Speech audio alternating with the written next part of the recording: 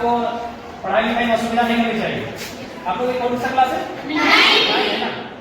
227 275 कौन सा चैप्टर होगा इसमें? अच्छा, सर्कल ना, वृत्त के बारे में। और इंग्लिश में? इंग्लिश नहीं हुआ। इंग्लिश की बात होगा। देखिए कैसे डाला है? इंग्लिश बुक है? अरे बुक है इंग्लिश का।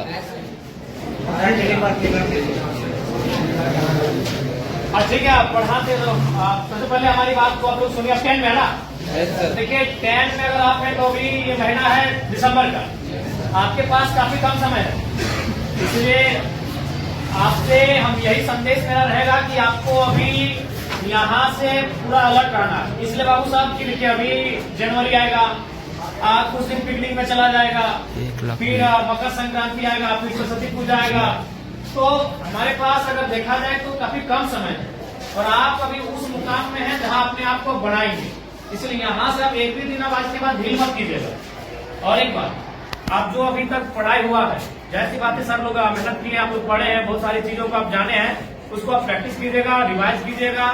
जो चीजें अगर चूंकि अभी 10 में क्या है कि 10 के जो चूंकि इसके बाद जब आप कॉलेज जाएंगे तो वहाँ एक्सपीरियंस दिखेगा, लेकिन अभी आप ज्यादातर रट के याद करते हैं, कोई भी चीजें उसको रटते हैं, 4 बार 5 बार रटते हैं, तो उसके बाद भी अगर मान के चले आपसे भूल होता है तो उसको आप हाथ से प्रैक्टिस कीजिएगा, क्योंकि आप जितना पढ़ के रट के याद करोगे उससे ज्यादा आप हाथ से अगर लिखोगे ना 3 बार 4 बार तो उसको आप याद हो जाएगा।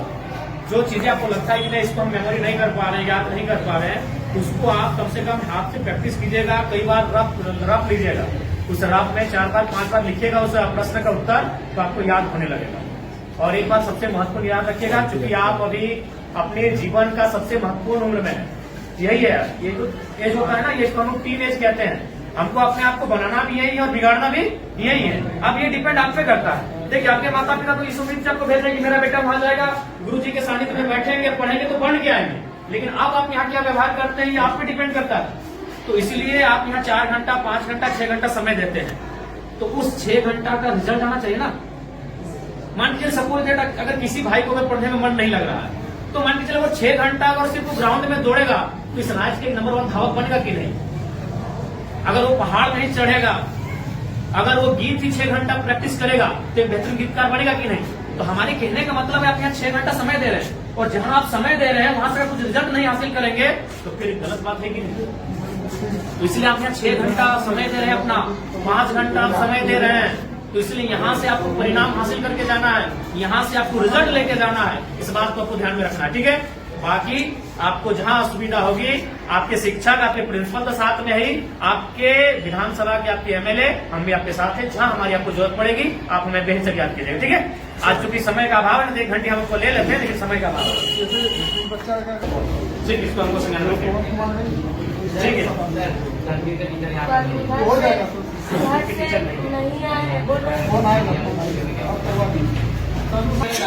बिल्कुल भी उचित नहीं, संभव ही नहीं। हार्डली इस कमरे के अकॉर्डिंग 190 से 120 बच्चे बैठ सकते हैं। 90 से 160 पढ़ाई लिखाई ठीक से कर रहे हैं ना? मन लगा के पढ़ेगा ना, क्योंकि हम लोग जो है मिडिल क्लास फैमिली से आते हैं।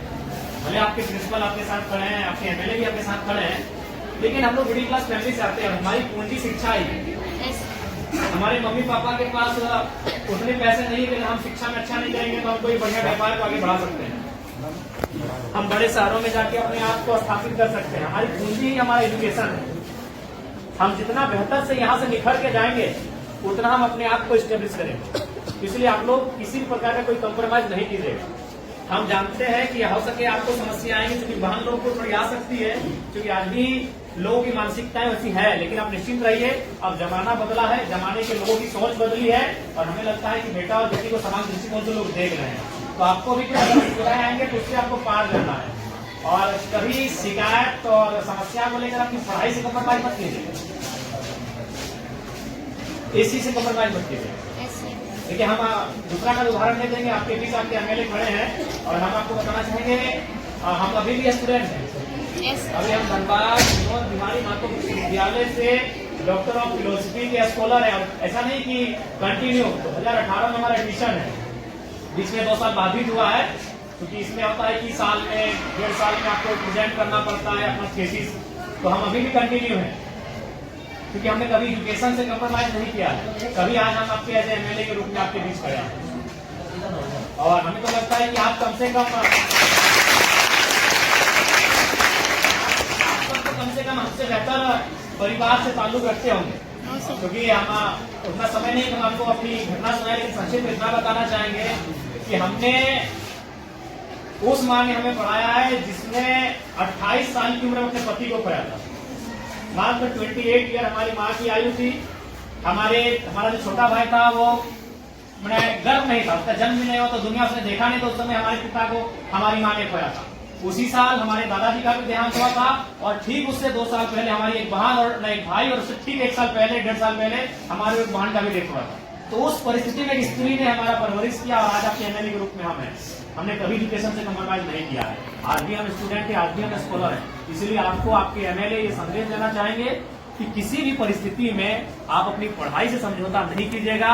यही आपकी पूंजी है, क्योंकि आपके माता पिता अगर सक्षम है तो अच्छी बात है, हम भी शुभकामना देते हैं कि आप बहुत सक्षम हो।